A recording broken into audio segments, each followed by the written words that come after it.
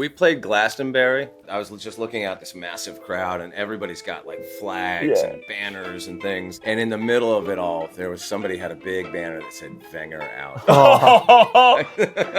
Wenger out at Glastonbury. I won a training session with Santi Cazorla. Oh, wow. Okay. So I flew to Munich. Bayern came out and just ripped Arsenal to pieces. Hello, I'm David Vujanic. And I'm Specs Gonzalez. And this is Stripped, brought to you by William Hill. In this show, we talk to celebrity guests as we get nostalgic looking back at retro football shirts that made us fall in love with the game. That is right. Our guests pick 4 shirts that tell the story of their life. The first one, the haunted one, the unforgettable one, and the named one. Man, today's guest, boy, he's a rock and roll Hall of Famer, the lead guitarist for the Foo Fighters. Ladies and gentlemen, give it up for Chris Shiflett! Woo! Yay! Thanks for having me. I love coming on other people's shows because, I do a podcast myself. I love not having to prepare any questions. And I love being on shows that aren't like music focused because it's just fun to talk about anything else. Of course. Well, for me, you are the first rock star I've ever spoke to. Same. Wow. Well, I hope I don't let you down. Yeah, it's a privilege. Of course. Well, this is Stripped. It's a show where we get nostalgic. We talk about football shirts. We start off with the first one. That is right. This is the first shirt you've chosen. Everybody has that one football shirt that made them fall in love with the game, of football / soccer. And you have picked the Arsenal 1997 home shirt. Yes! It's the JVC Juvka. Arsenal. Arsenal, classic shirt, nice white collar, red down the centre, white sleeves. The older badge as well, a bit more classic in general. And it's an absolute beauty. But what made you pick this shirt, Chris? Well, I should have worn the shirt. I actually have the replica version hanging in my closet right now, so I should have put that on for the interview if I had thought this out a little better. That's all right. But yeah, that's like, that to me, that's like the classic strip, I kind of sort of half got, like, you got to understand, like, I grew up in California. We didn't know anything about football. We knew some of the names, of some of the famous teams, but like it wasn't on TV when I was growing up. It wasn't like something that you ever saw any coverage of. I mean, you'd hear about like World Cup. There was like a soccer league they tried to start in the late 70s in America that kind of happened for a little while. Pele was played in it sort of towards the end of his career, and so there was that moment. But other than that, it was just something that like everybody did when I was a kid, but nobody knew much about. And so, when I was a little bit older, I read, like in the early 90s, I read that Johnny Lydon autobiography that he put out in the early 90s. And he talks a lot about being an Arsenal fan. And it just sounded cool, It's like I was kind of turned on to the whole thing through rock and roll, really, and punk rock especially. Always had like kind of an affiliate. Like you'd see these bands from the UK, and they'd be wearing the different strips and scarves, and there was all that. It was sort of tied in with football culture, and it just seemed like this cool kind of exotic thing that we didn't have here. And so when I read that book and Johnny Rotten talked about being an Arsenal fan, I just thought, okay, that'd be my team. And then the first time I went to England, I don't remember where I bought the jersey, the strip. You can say jersey. You can say jersey. Jersey, shirt, kit. Yeah. Does anybody call it a jersey over there? It's like like in America we call it like soccer cleats, and then you guys call them like football boots or what. There's all these little distinctions. We always say shirt or kit. Kit. Oh yeah. So I bought a shirt when I was there. I could dig up some old photos of that No Use for a Name. I used to be before I was in the Foo Fighters, I was in a band called No Use for a Name, and we went over on tour to Europe, and we did some shows in the UK, and I bought my first Arsenal strip on that run, and I have a picture of it somewhere, and that's basically why I chose the JVC one, because it's that shirt, even though I bought like some cheap crummy replica version of it, But yeah, that was like would have been around like 1997. And while we were in London, I actually went to my first football game ever. And the singer in our band, his parents were English, and I think his dad was a Derby County supporter or something. So we actually went to see Derby County play Tottenham Oh, in wow. London at White Hart Lane. And like I didn't even understand I didn't know the Tottenham. I didn't know anything about the game really. Yeah. You know what I mean? Yeah. I didn't know all those little like the rivalries and all that stuff. So I didn't put that together until later. Like, oh, that's kind of ironic that my first actual live match was at White Hart Lane, and I'm an Arsenal supporter. It's good that you never wore your shirt, because that wouldn't have been good. Imagine It that. wouldn't have I been know, good. right? I'm pretty sure I got the shirt afterwards at some point, so that would have been really funny if I was like the American guy with a thing of fish and chips and a beer, like, "Hey guys, why are you chasing me?"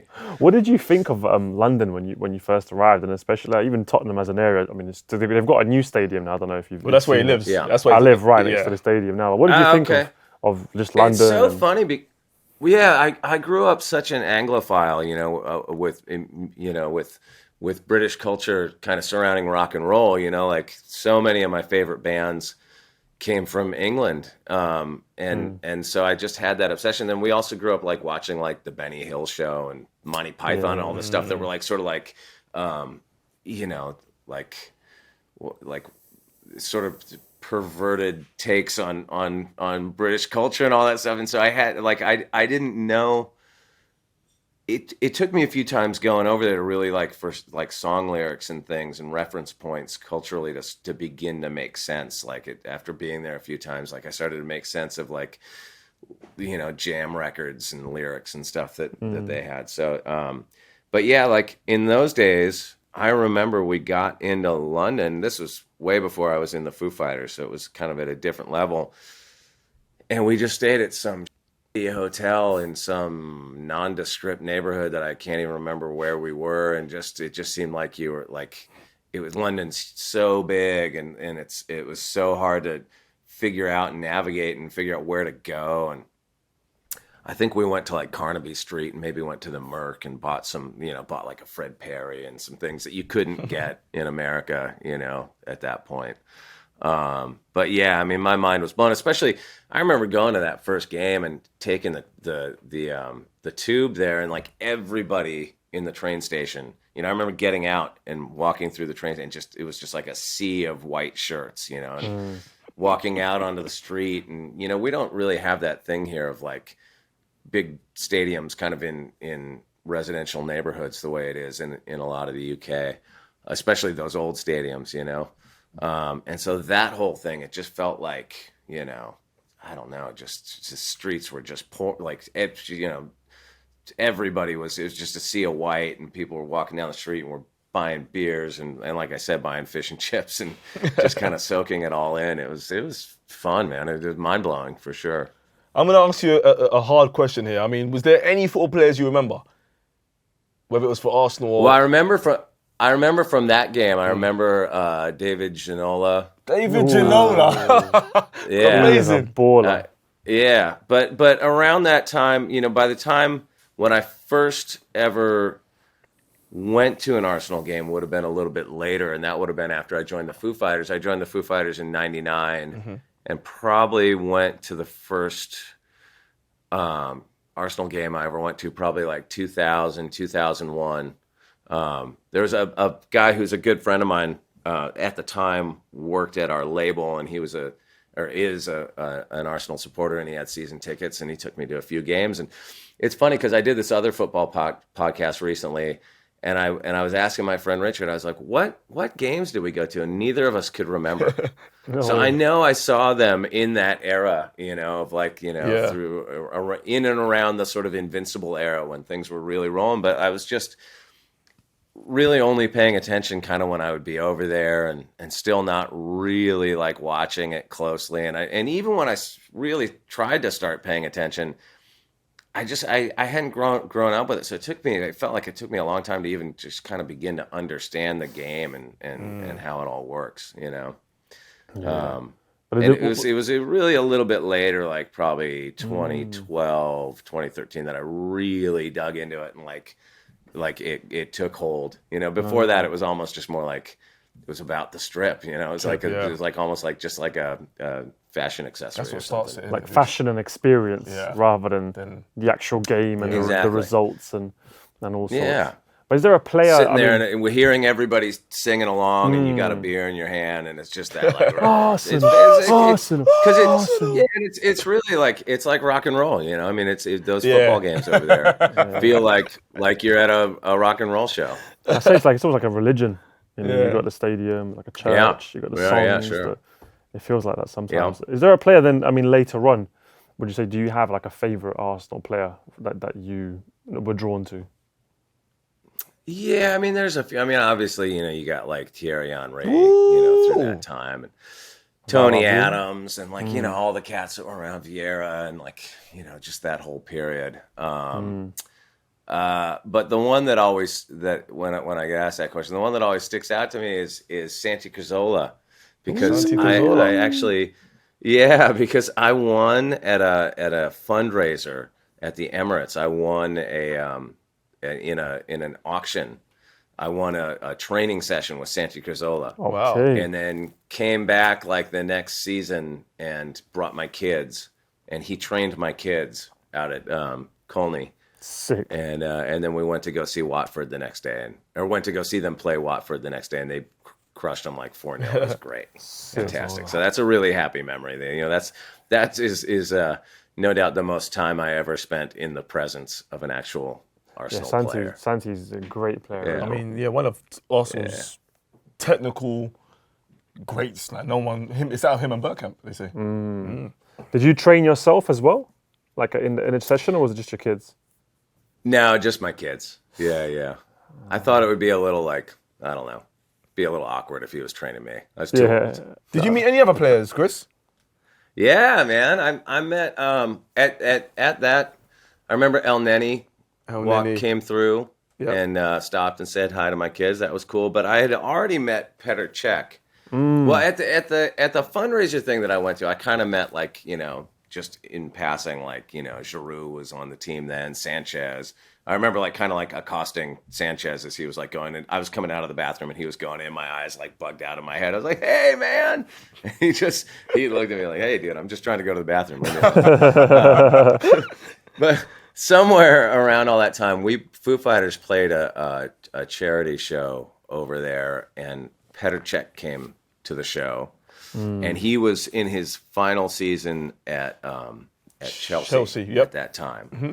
Yeah, and I was just excited to meet him. He's a legend. And then the very next season, he came to Arsenal, and I was like, yes, I finally got an in.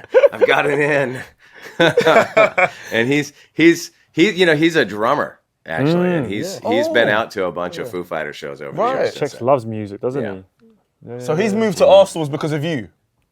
Exactly. That's right. I put the bug in his ear. Yeah. I put the whole deal together. Oh, that's wicked. I willed it to happen. Petr Cech's I didn't know Petr Cech's a drummer. Yeah, mate. I think I interviewed him ages ago. Yeah, he's I feel like goalkeepers, I mean, they have a reputation in the sport of being a bit more quirky, a bit more on the outside, a bit more into, different types of hobbies than your outfield players. I mean, I can relate. I was a goalkeeper myself at a younger age, and just a bit, we're a bit out there a little bit. He's a goalie. Yeah, I always thought it was kind of funny that like Petr Cech and I met Thomas Rositzky at that fundraiser thing, and only the Eastern Europeans know who the rock bands are. Like all the other young players were like, they're like into house music or something. I don't know what they're into, like pop music or something. Yeah. They're just like, who's this old guy? But like the Eastern Europeans are like, yes, rock. We love the rock and roll. Foo Fighters. Yeah. That's very, very true. Well, yeah, Arsenal, man, it is a great club, and one of the more heavily supported clubs, I'd say, in London. Yeah, well, it's so nice. Like, things have obviously been, we've been through like kind of this extended, kind of rough patch for a while, especially since Wenger left and at the end of his time there. So it's so nice. Like it's the interesting thing with football. Like I'm also a boxing fan, and in boxing, when your favorite fighter gets old, it's over. You know, there's no rebuild. But in football and other sports, you know, your team goes through these ebbs and flows, and it feels like a nice time to be an Arsenal fan right now. You know, there's a real sense of optimism there. Things are going well, and they're playing great, and they've had a great transfer season, and you know, all the new guys seem to be slotting in really well. And I don't know, it just feels like the first. I just went to a game at the Emirates a couple of weeks ago when I was in London, and saw them play Villa, and it just felt so good in the stadium, man. People were just singing and cheering and really up for it. I think I was there actually. It was a 2-1 win, I think. It was a last-minute winner. Or am I wrong? Yeah. Yeah, I think I was there for that one. Sorry, because he goes to a lot of games. He goes to a lot football. of like World Cups. He's like a rock and roll of football. Yeah, a little bit. I think we both are. I feel like I'm the drummer and you're the guitarist. Yeah, I'm the guitarist. Well, yeah. Yeah, that's our vibe, definitely. The unforgettable one. Yeah, this is your second shirt that you have picked for us. It is the 1996-97 St. Pauli home kit. Obviously, St. Pauli, iconic club, but this shirt, it's sponsored by Reusch. The sponsor is Bocklunda. I'm not sure what that is. I reckon that's yogurt. Do you reckon Bocklunda's a yogurt? I think it's yogurt, yeah. Ooh, let me have a guess. Bocklunda. I'm going to go for chocolate. Chocolate. Chris, what do you think Bocklunda is? The producer behind the camera is going to look up what Bocklunda is. Chris, have a guess? I think chocolate yogurt sounds about right. Yeah. I think it wasn't one of their strips was, like a dark brown. So there you go. You know, we found out what it was. It's the sausage. Oh, well, there It's you a go. sausage. Okay. Bocklunda sausage. That's pretty cool. St. Pauli was an easy choice because, and again, this goes back to the fashion accessory thing. I think everybody in punk rock bands and rock and roll bands buys a St. Pauli strip at some point because the frickin' logo is the skull and crossbones. It's like they're probably the most heavily merchandised team that nobody actually supports or knows anything about. Like, I have never followed them, but I've probably had 20 St. Pauli strips or T-shirts, you know, over the course of you know, the years that I've toured over there. Yeah, but I mean, as a club, it's I feel like it's apart from obviously the logo itself, it does have an ethos, you could say, of rock and roll. It is, you know, very liberal. It's against the establishment. It's known to be a lot more political than other clubs, and you know, it doesn't really reach the Bundesliga. Sometimes, you know, they've been there a few times, but there is that sort of, I don't know, it's out there. It is niche, but there is a cult, should I say, like a cult following of the club, and yeah, it really does fit that rock and roll vibe. Yeah, it's funny. I remember, I don't know exactly how this happened, but I remember the promoter at one of our shows over there years ago maybe heard that I was a St. Pauli supporter or something, or saw that I was wearing the T-shirt, something like that, and actually arranged for a couple of their players to come down and, like, you know, give me a strip and like say hello and everything. And it was so awkward because I don't actually know anything about the club. Like, I don't follow it. I didn't know who they were. I had to, like, kind of pretend, oh man, how you guys doing this season? Great, awesome, you know, cool. Keep going, you know. It was like, it really, like, put me on the spot. That'd be like us wearing a Dodgers baseball. You know, like, it looks cool. Exactly. And I'm like, I don't know anything about baseball. I mean, St. Pauli is not new to me. I remember Arsenal had a Japanese player called Ryo Miyashi, who was one of the fastest players at Arsenal.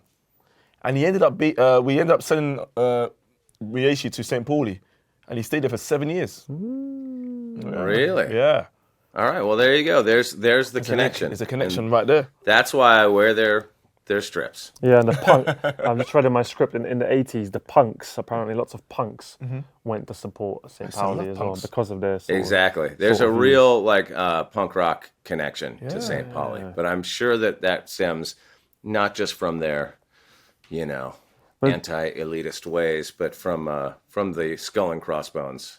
But, you know, as the shirt that we've got here, you know, it's very nice. The stripes, black and white, you know, red as well. Red's Stripes a big part of the club. Nostalgic stripes. Stripes is nostalgic, Yeah, isn't it? Yeah. Like old school kits always had a decent lines. stripes.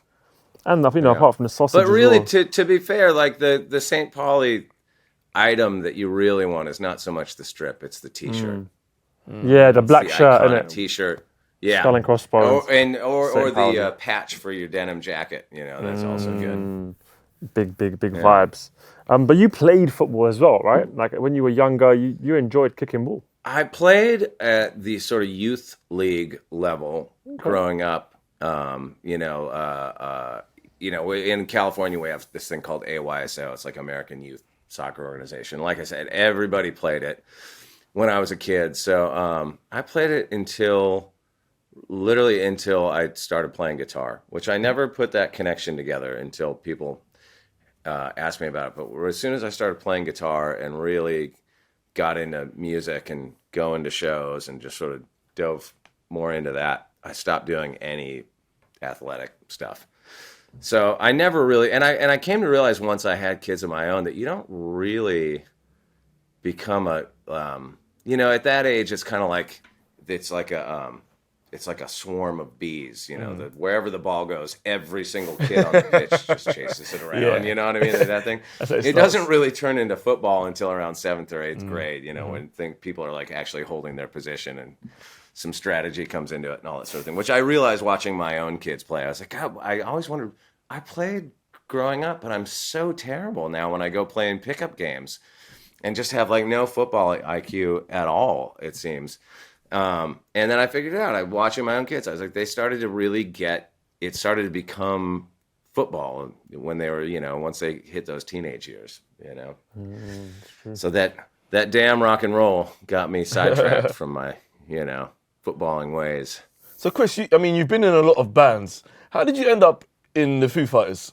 I was in this band called No Use for a Name, in the mid to late 90s. And making records and doing like punk rock tours and stuff. And I got a call one day from Foo Fighters tour manager, Gus, who's still our tour manager, saying that that they were having auditions in LA and asked me if I wanted to come out and audition. And of course I jumped at the chance and went and auditioned and wound up getting the gig. It was wild. I didn't have any connection to them socially or anything. I'd never really met the guys in the band prior to that, and it was just one of those fateful, wonderful things that can't even explain why I got the gig exactly. A lot of people tried out, but I wound up getting the gig, and I've been here ever since. That's like football transfers, isn't it? It's like, you get a call from the manager, like, come try out. Yeah. Did they put in a bid? Yeah. Did they put in a bid like this is your contract? There was no bid. I took whatever terms they offered. So believe you signed on the terms. there was no negotiation. I was just great. Okay, I'm there. Where do I need to sign? Great. Here, boom. And you were you a fan of the Foo Fighters beforehand, or were you sort of? Absolutely, yeah. At that time, they had 2 records out. I mean, when that first Foo Fighter record came out, I think for me, and it seemed like everybody that I was around, that record was like an explosion. Like it was Dave coming out of Nirvana. Nirvana had been such a massive band that just kind of changed everything musically. And when that ended, for him to come out, step out from behind the drum set and make such a great record, and then go out and just own it and become that front man and lead the band. I don't know. It was like really a powerful thing to be a fan of. Like, I don't know why. Like, there was something about it that, like, it all, like, I don't know. It impacted me more than a lot of the other, big bands at that time. You just felt like you're rooting for them. I mean, it's such an unlikely thing for somebody to step out from behind the drums after being in such a successful band and then go on to have success as a songwriter, a singer, a band leader, all that stuff of their own. Almost, there's like, I don't know that there's any other example exactly of that happening. Maybe Genesis would be the one that you could point to, but there aren't many people that have done what Dave has done in that way. So, yeah, I was a fan. Well, this is an unforgettable shirt. And, you guys have played at some big football stadiums. I have a list here, in fact. I've got the Macarena Stadium in Rio. Macarena. Macarena. Yeah, it's Maracana? Maracana, but let's go with Oh, Macarena. Macarena. Yeah, we'll go Macarena. We'll keep it with We'll Macarena. go to Macarena Stadium in Rio, which is the Maracana. The Cape Town Stadium in South Africa. Wembley Stadium. The Etihad. Stadium of Light. I mean, that's the Sunderland. That was my team before. Classic. What? Oh, really? Yeah. What stands out? What? Like, tell me the thing that stood out for you. Oh man, I mean, there's been a bunch. I mean, of course, Wembley. It's like that's kind of like on your dream list of venues you would ever want to play, just from all the footballing moments and but also things like Queen playing, all that stuff. That it's just such an iconic place, you know. So that's probably the most memorable. But we've had some crazy nights. We played down. I remember we played in Buenos Aires, and I cannot remember if it was where River Plate or Boca Juniors play. And we played this crazy gig a few years ago that was like, people were like jumping over the fences to get in. It was just like totally raucous, and the weather was crazy, and it was like be raining, and then it would be like, you know, steam coming off the crowd. It just had this real ominous quality to it. And at one point, the power went out in the whole place. Just the power just goes boop. And like, you know, that happens from time to time when you're playing these shows, where all of a sudden it goes from,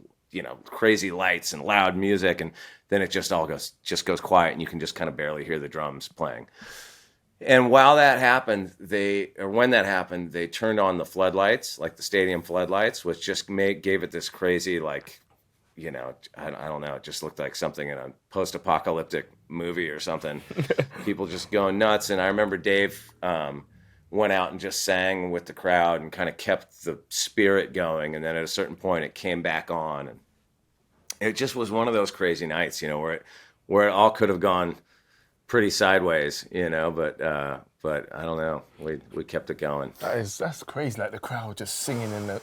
Because this happened to me, because I'm a DJ. I've DJed in a club before where we've had a power cut, and people started booing me. And I'm like, I'm not in control of it. I don't put electricity in this place. I'm just here to DJ. But to have the crowd like you just, did it. Yeah, exactly. It's not me. I'm a British Power. They're not going to go after the engineer that's at like the you know, he's right there flicking the fuse boxes. They're going to drag the musicians from the stage and, you know, beat them to. I've watched this video online where this like Russian guy, he's watching a club partying. What's the song? All I need is your love tonight. And the song's playing in the background. And he's singing. He goes, all I need, and then he goes. So he says something in Russian, like Kurva, and he just switches off the power from across the river. And then this party, boom, shuts down. And they're like, Muna! And he's like, ha ha ha ha. Maybe it was that guy. Maybe he was there in Argentina. Maybe he was there, really. It could have been. He just goes around, buys plane tickets to like different locations and shuts down power. Imagine that as your hobby. That would be a great TikTok niche. If he started a TikTok channel, I reckon he'd blow up. You know, it's a crazy thing from all these years of playing, like, you know, like we played, like you said, the Etihad and Stadium of Light and all these places and all these different ones down South America and then all the other sports arenas and stuff that we've played all over the States that, you know, where basketball teams and baseball teams and hockey teams play. So I have like an insane collection of shirts from all these different sports teams. So that has been like, not like a real dream, but something I've thought about from time to time.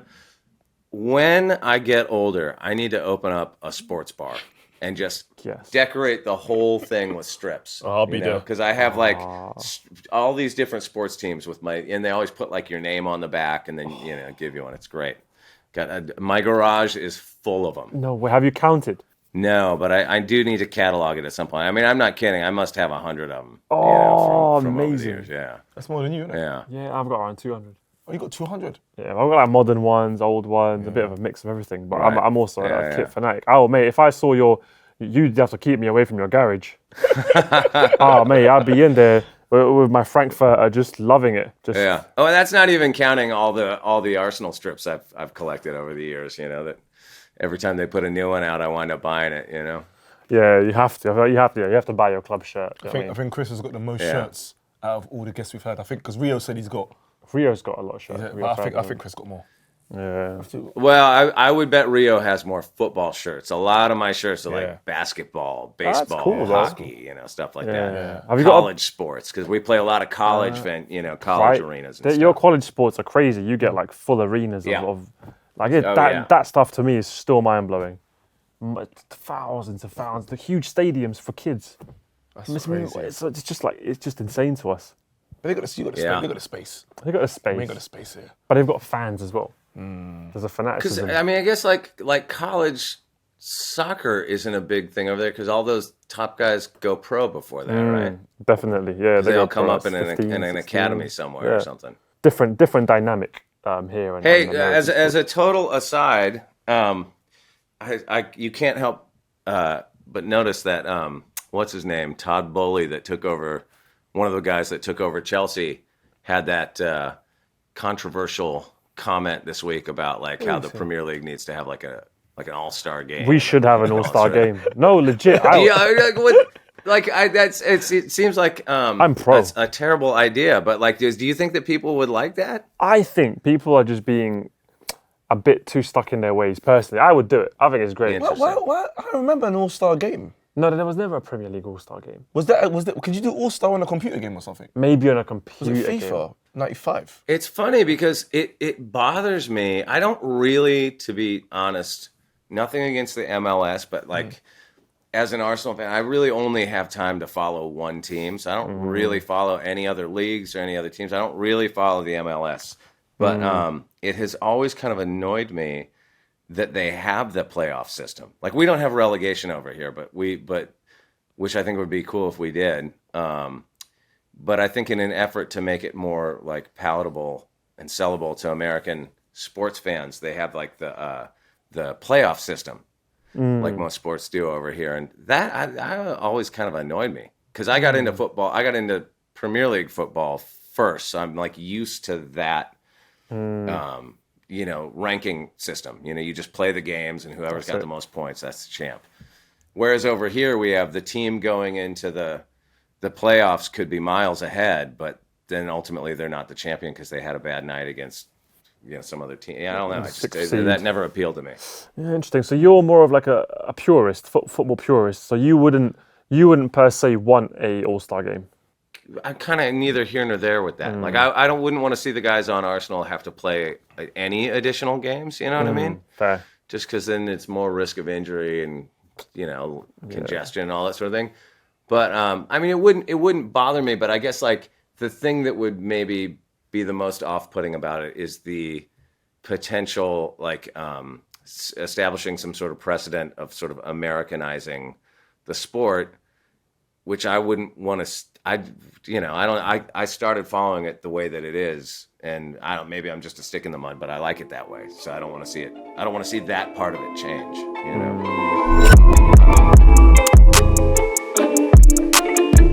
Well, Chris, this next shirt now.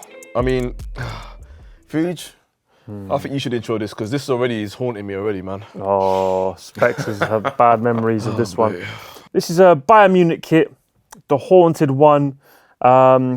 And yeah, apparently you were on tour in Munich and Arsenal were playing Bayern, Champions League same time, and then you went to the game. Yep. I did. We were on tour over there. I wasn't actually in Munich, but I had a day off on the day of the game. So I flew to Munich, went to the game, and if you recall, Arsenal had shockingly beat Bayern in the first leg of that Champions League, whatever they were in. Emirates, yep. Beat them like 2-0 or something at the Emirates. So this was the second game, and I was excited and went to the game.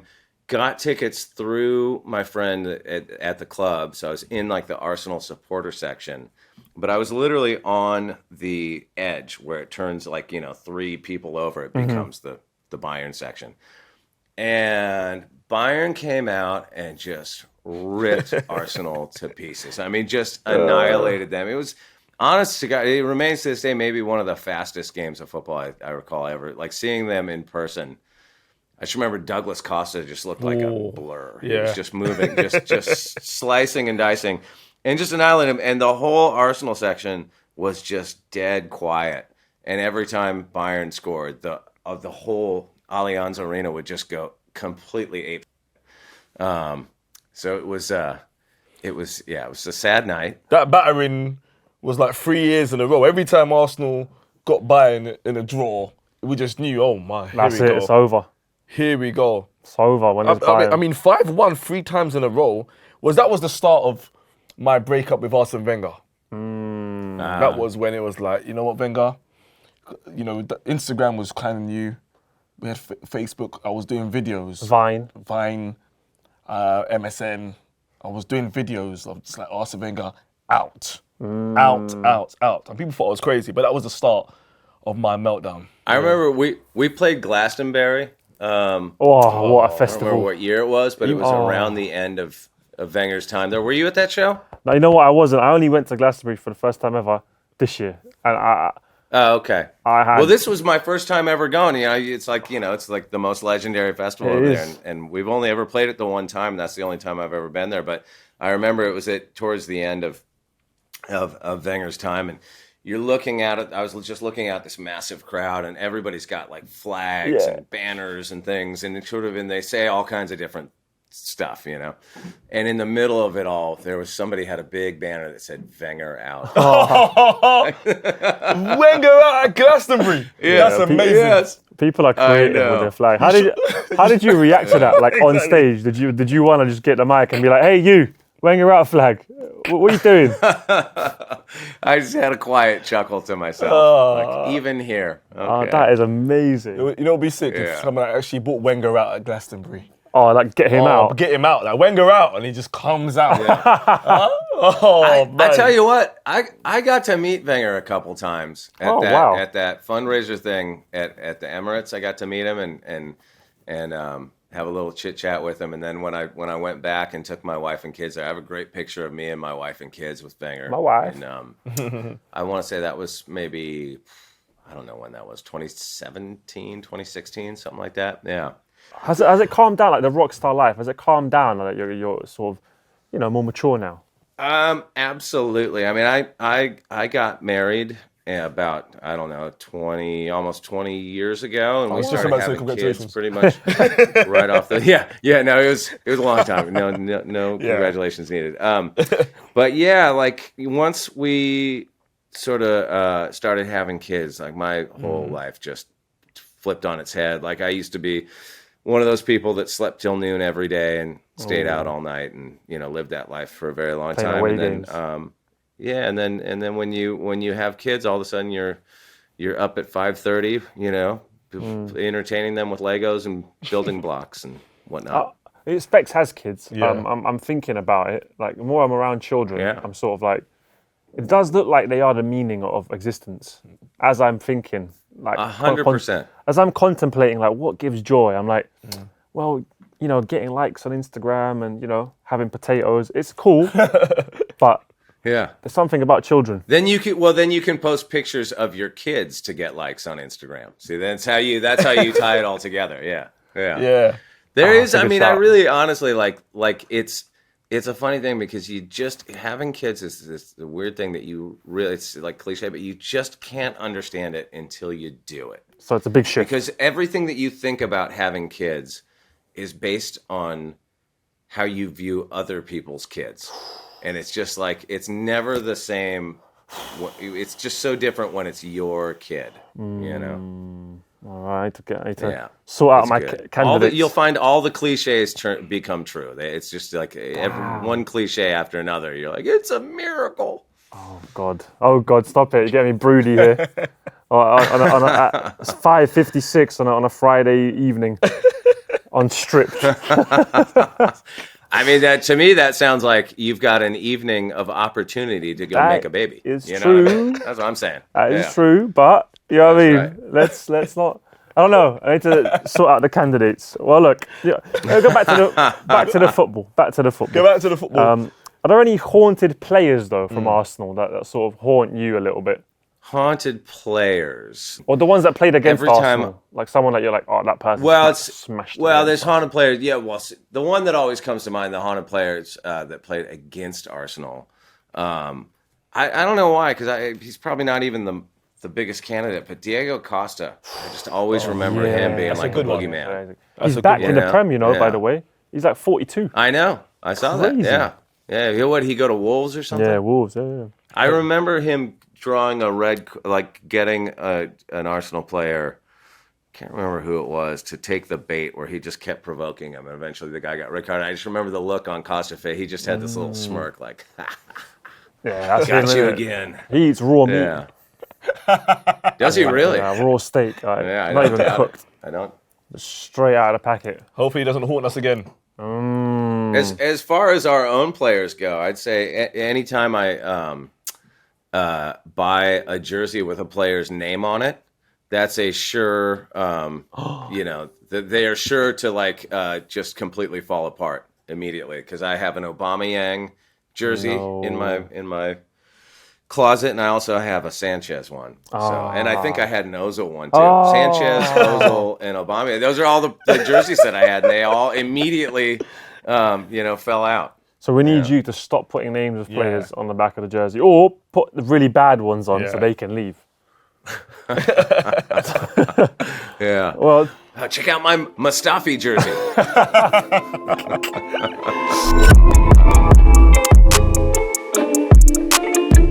we're talking about names on jerseys, though, Yeah. Specs. I think Oh, yeah. let's go on to the last one. Yeah, the let's named go one. on the named one. The one player you would have in the back of your shirt. Well, this is the Arsenal home kit 2000 2002, and you went with Tony Adams on the back. Wow. Yeah, Tony Adams, legend.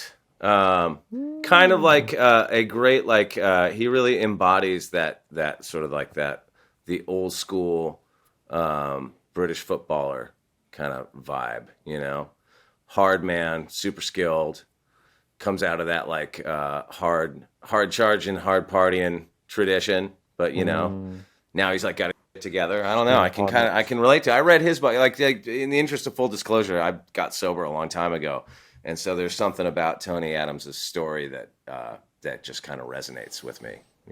What a legend. He's clearly been through it. Yeah.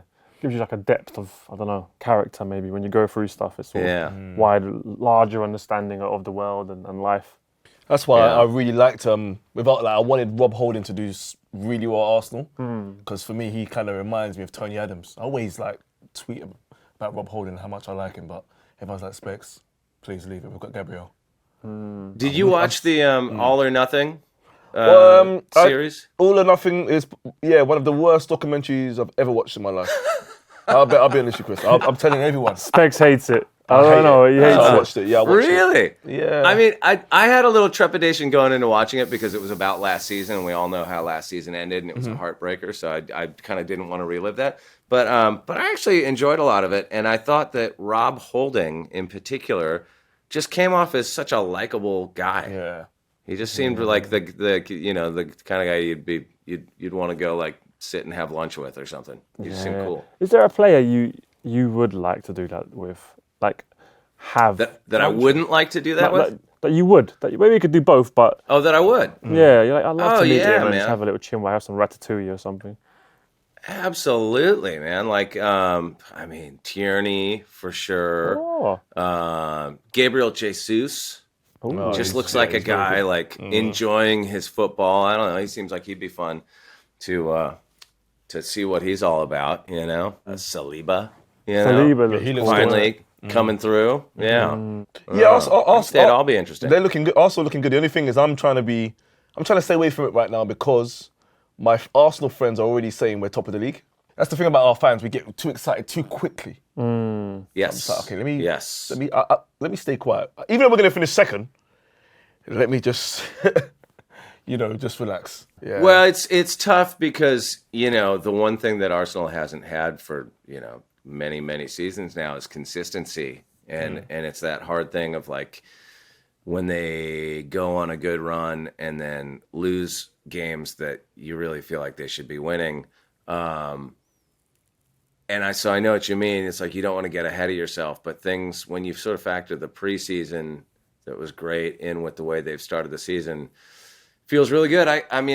It sort of put me in my place a little bit when they lost to Man United the other weekend. It's kind of like, all right, this is gonna happen. You know what I mean? But like I felt like it seemed like that was a game that you expected them to win, and they didn't. I didn't watch the game, but I was driving to the airport, leaving London, and we had it on in the audio on in the car, and then I was following the scoreline. So it's like moments like that, of course they're gonna lose games. What can you do? Every team loses games, and Man United seems like they kind of, at least for a moment, they got their shit together. So I don't know. It's tough. I don't want to get ahead of myself. It's just such a weird season with the World Cup being smack dab in the middle of it. Sorry, if we win a league, we have to meet and celebrate together. Like, whether it's next year. Yeah, we'll get William Hill to get you a flight. Yeah. Yeah, there you go. They haven't agreed to this yet, but if we put it on camera, just put it out there, They have to. Manifestation, they have to, right? Deepak Chopra, let's go, baby. Do you know what I mean? Yeah, that's right. Yeah. Well, we'll be back over there at some point. So when we are, we've got to all go to the Emirates and go sing loudly. As Arsenal fans, I know me and you have experienced the emotional times, especially winning FA Cups at Wembley. Yeah. I mean, home of football. You performed at Wembley. You did a fantastic tribute to your friend. Oh, thank you. And I mean, the video went viral of his son, Shane, playing the drums. Just talk to me about how emotional that was. Really, really emotional, and almost for me, more emotional kind of after the fact, the next morning, waking up and kind of reflecting on it.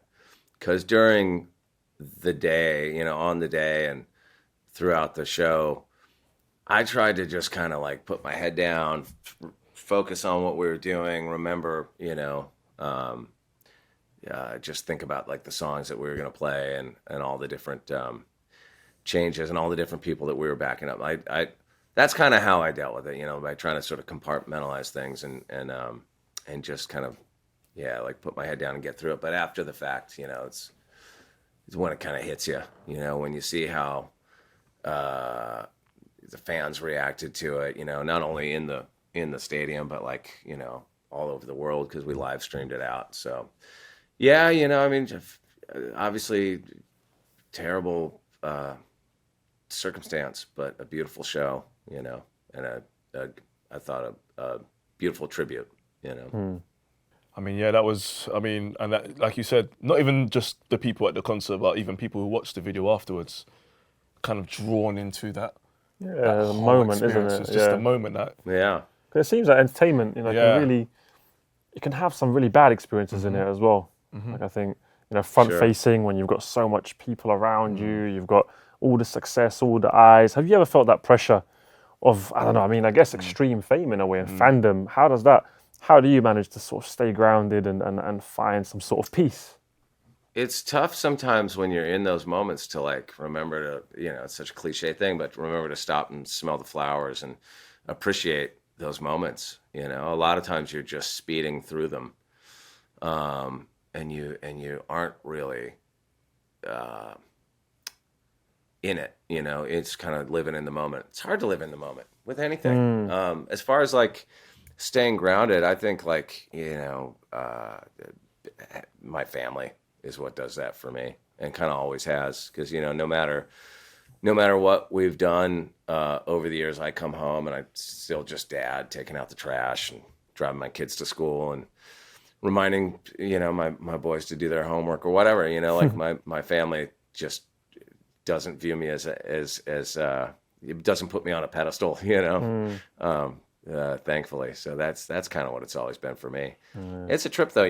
We've been getting ready. We're doing another tribute show here in LA pretty soon, in about a week and a half, and we've been getting ready for that. And I think it's going to be a good one too. It'll be kind of a pretty different lineup, but I feel like having gone through the Wembley one, and I don't think this next one's going to be live streamed. So it's I'm going to really try to like just have my eyes open and be in it. Like Eckhart Tolle vibes. Yeah.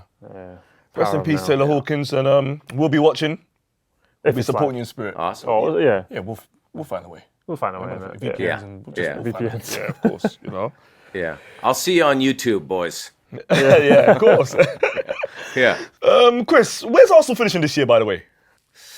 Hey, man, like, if we just finish top 4, I'm happy. If we finish 5th again, are you saying Arteta out? I'm not saying Arteta out, because I think like when you look at last season, especially when you watch the show and you sort of take into account like all the injuries and COVID and all the weird stuff, I think the way you see Arsenal stick with Arteta and not put too quick a judgment on what he's done is really paying dividends now. He's finally weeded out a bunch of the players that he didn't want and got a bunch of good players in, and they're jiving with the players that are still there, and it seems like elevating everybody's game. So it's just there's so many variables. I think it just depends on the circumstances. If they lose out on top four for good reason, if let's say all of their best guys get injured at the World Cup and the back half of the season turns into a disaster, I mean, I don't know. Is that Arteta's fault, or is that just like a tough draw, But if it's strategically his fault or something, then I guess that's a different story. But I don't know. I don't like the way teams switch managers all the time. I think there's something to be said for some consistency and letting a guy realize his vision. Do you know what I mean? Yeah. It's like it's like Abramovich and others on Tinder, just like managers, like just swiping.